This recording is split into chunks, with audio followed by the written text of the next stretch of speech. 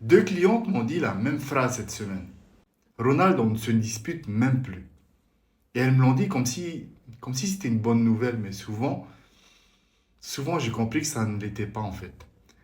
Les couples qui se perdent ne sont pas toujours les couples qui se disputent. Ce sont parfois ceux qui ne disent plus rien.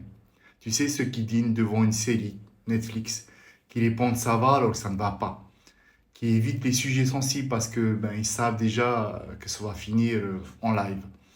Alors oui, il n'y a plus de disputes, mais il n'y a plus vraiment de rencontres aussi. Tu fais comme si tout allait bien, tu ravales, tu adaptes, et un jour tu réalises que tu vis avec quelqu'un que tu ne regardes plus vraiment. Ah, ce n'est pas forcément la fin de tout, ça n'a rien à voir avec la fin de l'amour. Parfois, c'est juste que cette relation-là, elle tourne avec des réglages d'il y a 5 ans, 10 ans, 15 ans.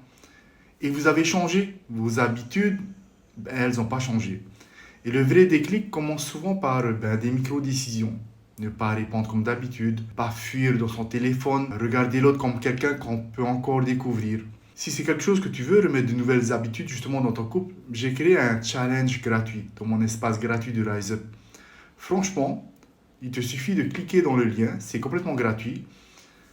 L'absence de dispute, ce n'est pas toujours la paix. Parfois, c'est juste le signal qu'il est temps de revenir dans la relation.